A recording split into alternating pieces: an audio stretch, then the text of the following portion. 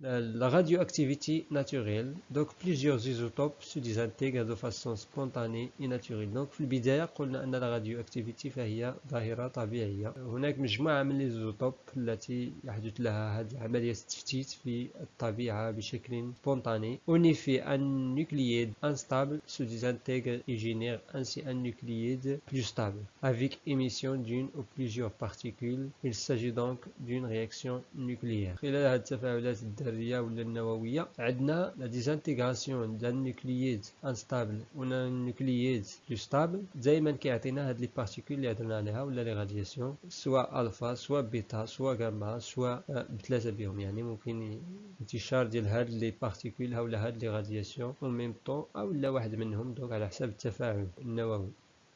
Les radiations alpha, bêta et gamma sont libérées par des nucléides radioactifs pairs. Donc les nucléides اللي كتكون انستابل اللي كتعطينا نيوكلييد اخرين اكثر يعني استقرارا كتسمى بير. يعني الاداء او الاب اللي radioactif اب او المواد المشعه يعني الاصليه se désintègrent pour donner de nouveaux nucléides اللي كنسميوهم يعني fils ولا الابن او الابناء. La désintégration s'effectue lentement au fil du temps. بطبيعة الحال هاد الراديوأكتيفيتي ناتوريل هاد التفتت التي تحدث لهاد العناصر فهي كتكون بشكل يعني بطيء جدا مع مرور الوقت بطبيعة الحال.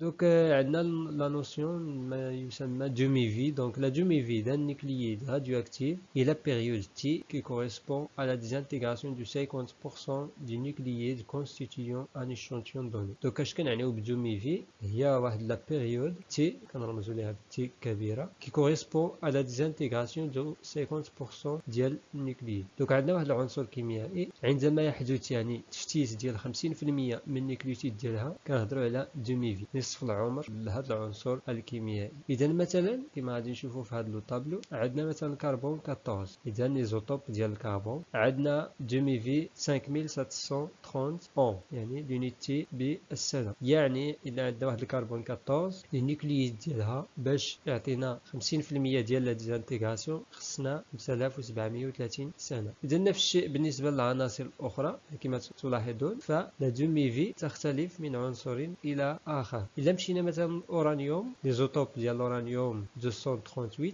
غادي تلقاو ان دومي-vie اذا جد كبيره كما كتلاحظوا معايا 4.46 10 بويسونس 9. دونك كما كتلاحظوا معايا فهو اذا رقم كبير جدا. ولاحظوا هنا يعني بالسنوات يعني واحد المده جد كبيره باش يعني يلا تكون عندنا لا ديزانتيغراسيون ديال النصف ديال هذا العنصر هذا اللي هو الاورانيوم. في المقابل عندنا هذا العنصر اليوم دونك ليزوتوب 62 عندنا عمر النصف دونك 0.2 لاحظوا معايا هنا سيكوند. اذا لا ديزانتيغراسيون ديالها اذا كتحدث في وقت جد قصير. اذا حسب العنصر الكيميائي هذا عمر النصف اذا يختلف من عنصر الى اخر. وبطبيعه الحال كما كتلاحظوا في المبيان التالي اذا عمر النصف كنحدثوا على تي دونك عمر النصف بالنسبه لاي عنصر. ثم عندنا النومبر داتوم دو نيوكلييد راديو اكتيف دونك كما كتلاحظوا هنا اذا النصف ديال النيوكلييد يعني N0/2 دائما تقابل يعني عمر النصف. ثم اذا الاستمرار ديال لا ديزانتيغراسيون دونك كنهضروا على 2 تي يعني عمر النصف مضروب في 2 او عمر النصف مضروب في 3 وكل واحد بطبيعه الحال يقابل واحد الكميه التي حدث لها يعني التفتت لهذا النيوكلييد ديال العنصر الكيميائي. Donc toujours avec la radioactivité naturelle, les nucléides fils peuvent eux-mêmes être radioactifs. Ainsi, la désintégration se poursuit jusqu'à atteindre un nucléide stable et non radioactif. Les nucléides qui sont issus d'un même nucléide originel constituent une filiation radioactive. Donc, comme exemple, la la filiation radioactive de l'uranium. Donc, les nucléides fils, donc, les nucléides pairs se désintègrent باش تعطينا النيوكلييد fils. ممكن هاد لي نيوكلييد فيس أنها كذلك تعرض لا ديزانتيغراسيون باعتبارها راديو أكتيف، يعني لا زالت غير مستقرة، يعني يمكن أن تتعرض للتفتيت كذلك باش تعطينا عناصر جديدة. انسي دونك هاد لا ديزانتيغراسيون تستمر باش في الأخير نحصلوا على واحد النيوكلييد اللي هو ستابل وغير مشع. دونك لي نيوكلييد كي سون اسيو دان ميم نيوكلييد اوريجينيل، هاد السلسلة كنسموها ما يسمى فيلياسيون راديو أكتيف، إذا عندهم نفس الأصل كما غادي نشوفوا هنايا. هاد السلسلة هادي، هاد الفيلياسيون ديال اليورانيوم، يعني الأصل ديالها من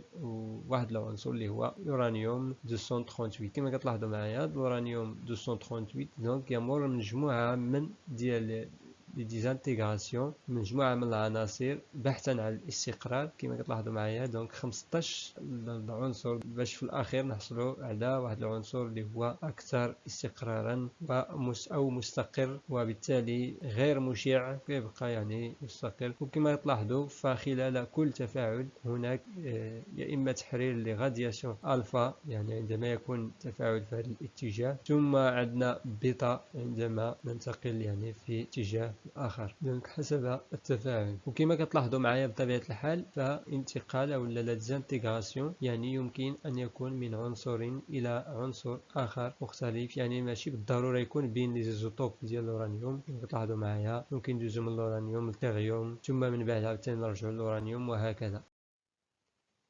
Donc la radioactivité artificielle induite ou là ce qu'on appelle la fission nucléaire, donc l'enchitar النووي. Les réactions de fission nucléaire s'effectuent dans les centrales nucléaires qu'on appelle les réacteurs en utilisant nucléide d'uranium qui est bombardé par des neutrons. La fission aboutit à la libération d'une quantité d'énergie énorme que l'on peut exploiter de plusieurs façons. Les particules libérées au cours de la fission provoquent des vibrations thermiques au sein du réacteur, ce qui provoque une importante augmentation de la température. Cette énorme chaleur est exploitée pour produire de l'énergie électrique. Donc بالنسبة لهذا الانشطار النووي يعني اللي كيدار على مستوى المفاعلات النووية اللي كنسميوهم دي رياكتور، كتستعمل فيها خاصة إذا ذرة الأورانيوم يعني اللي كتحمل واحد الطاقة جد كبيرة كي بومباردي باغ دي نوترون، إذا نعرضها لواحد البومباردومون، نقوم بقذفها بواسطة لي نوترون، يعني النواة ديالها الذرية تعرض إلى القذف بواسطة لي نوترون، ثم من بعد كيوقع لها واحد الانشطار يعني تنقسم، يتم تفتيتها مما يؤدي إلى تحرير واحد الكمية كبيرة من الطاقة. هذا ما يحدث في المفاعلات النووية التي تستعمل حاليا لإنتاج الطاقة الكهربائية، يعني من طرف بعض الدول التي تعتمد هذه الطاقة النووية. دوك هذه الطاقة بطبيعة الحال التي يمكن استعمالها يعني واستغلالها بطرق مختلفة سواء كحرارة أو كطاقة كهربائية كما قلنا. Les particules libérées au cours de la fission provoquent des vibrations thermiques. دوك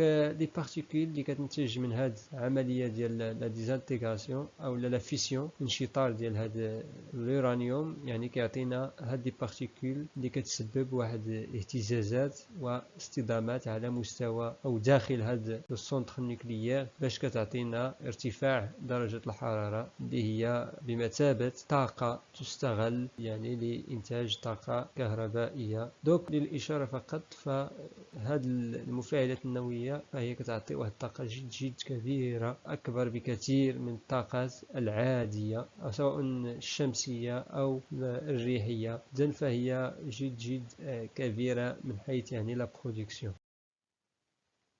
دوك كمثال هنايا بالنسبه لهذا لو فينومين ديال الانشطار النووي، قلنا اننا كندير واحد لو بومباردومون بواسطه النوترون ديال الأورانيوم ديال النيوكليد اليورانيوم، ثم بعد ذلك اذا عمليه انشطار اللي قلنا فيتم انشطار هذه الذره الى شطرين مثلا، ثم تحرير مجموعه ديال لي بارتيكول اللي كتحدث اصطدامات، ومن خلال هذه الاصطدامات يتم يعني ارتفاع درجه الحراره، وهذه الحراره اذا تستغل كطاقه كهربائيه كما قلنا. اذا هاد لي بارتيكول ممكن انها تدخل حتى هي في اصطدامات اخرى مع جزيئات اخرى محدثه يعني انشطارات جديده، وتستمر هذه العمليه، وبالتالي يتم انتاج طاقه كبيره داخل هذه المفاعلات النوويه.